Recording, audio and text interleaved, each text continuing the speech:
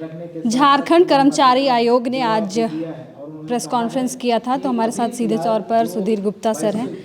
क्या वजह थी और प्रेस कॉन्फ्रेंस कर क्या बताने की कोशिश की? प्रेस कॉन्फ्रेंस इसलिए बुलाया गया कि इधर हाल के दिनों में देखा जा रहा है कि लोग तरह तरह की भ्रांतियां बच्चों के बीच में समाज में फैला रहे हैं, गलत अवधारणाएं दे रहे हैं, गलत डेटा दे रहे हैं, तरह तरह के नैरेटिव गढ़े जा रहे हैं। तो ये आयोग को एक हम लोगों ने ज़रूरी समझा कि तथ्यात्मक स्थिति से सभी को अवगत कराया जाए, ताकि आप समाज को आप लीड करने वाले क्लास में से आते हैं, आपका मैसेज पहुंचता है वहां तक, तो उन तक ये मैसेज जाना चाहिए।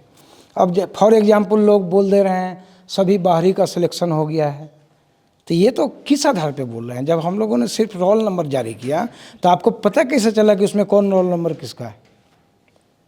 तो इसलिए हम लोग को बताना पड़ा मजबूरी में कि भाई स्टेटस ये है, स्टेटस ये है कि हमारे 83% बच्चे हमारे झारखंड क्षेत्र के हैं, 96% कह सकते हैं।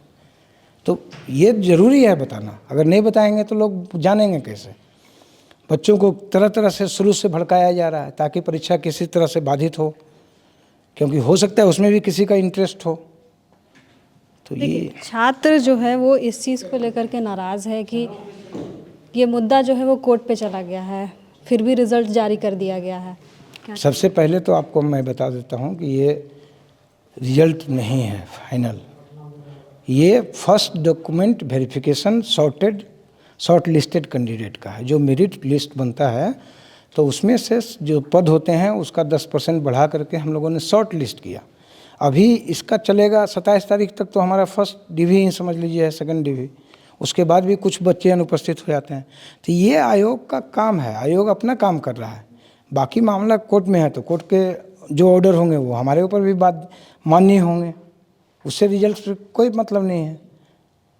तो अभ्यर्थी तो ये भी कह रहे हैं कि हमने डॉक्यूमेंट दिया है, प्रूफ दिया है, सीडी के माध्यम से, पेन ड्राइव के माध्यम से, फिर भी हाँ, तो हम लोगों ने जांच कर लिया, सीडी उनका खाली पाया गया।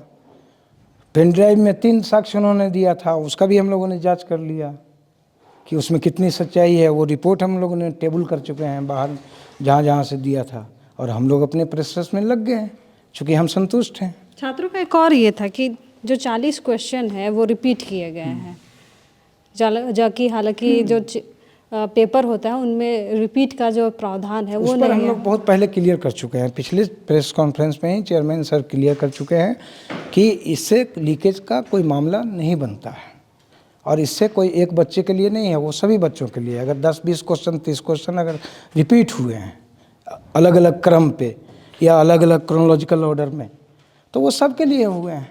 150 का क्वेश्चन है, वो 150 का क्वेश्चन का मतलब होता है 450 नंबर। ये देखना होगा। अभ्यर्थी कल एक बार फिर से चयन आयोग के समक्ष धरना देने के लिए आ रहे, प्रदर्शन करेंगे क्या? नहीं करने, देखिए उस पर डेमोक्रेसी में हम लोग किसी पे कमेंट नहीं कर सकते हैं, क्योंकि हम लोग को विधिवत लिखित रूप में कोई इंटीमेशन नहीं है, कोई सूचना नहीं है। लेकिन सोशल मीडिया में आजकल पहले चलता है, बाद में लोग बताते हैं। तो सोशल मीडिया में जो चल रहा है उस पर देखा जाएगा। जब आएंगे तो उनका वो क्या चाहते हैं वो बात करेंगे, मिलेंगे, अपनी बात रखेंगे या क्या करेंगे, ये तो देखा जाएगा जब हो। आयोग के चेयरमैन या आयोग के सचिव को किसी तरीके का थ्रेट मिल रहा है? नहीं, अभी हम लोग के ऑफिस के पदाधिकारी के नाम से और कर्मियों के नाम से एक मेल आईडी आया है, आईडी से कि जान से मारने की धमकी दी गई है, तो उसके पर भी हम लोग कार्रवाई कर रहे हैं।